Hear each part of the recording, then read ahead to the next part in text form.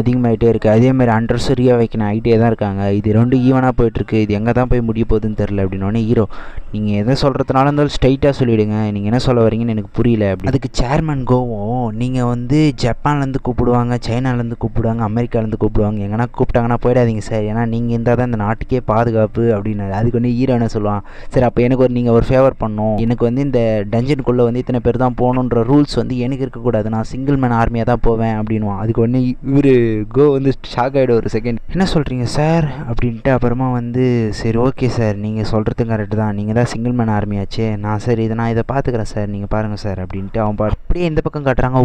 வந்து கில்டுக்கு ஆள் சேர்க்கணும்னு சொல்லிட்டு அவள் கசினுக்கு ஒருத்திக்கு ஃபோன் பண்ணுறா. அவள் மீடியாவில் இருப்பா பொழுது பயங்கரமாக சீனை போட்டு சுற்றுறா. அப்புறம் அடுத்த நாள் அவள் வந்தவொடனே ஜின்னுவை பார்த்துட்டு, சார் நீங்கள் பயங்கர ஃபேமஸ் ஆச்சு சார் அப்படின்னு வலிஞ்சிட்டு இருப்பா. அது பார்த்துட்டு ஹீரோ வந்து, நீ தான் அந்த 3வது ஆளா, சரி ஓகே, நீ என்ன பவர் இருக்கு இவளுக்கு அப்படின்னோடனே, நான் ஏர் ஆங்கர் அப்படின்னோடனே சரி ஓகே அப்படின்வான். உடனே சரி அதெல்லாம் விடுங்க சார், முதல்ல ஒரு செல்ஃபி எடுத்துக்கோங்க சார்னு சொல்லிட்டு பிடிச்சி இன்ஸ்டாகிராமில் போட்டு விட்ருவா. அடுத்த சீசனில் சேர்மன் கோ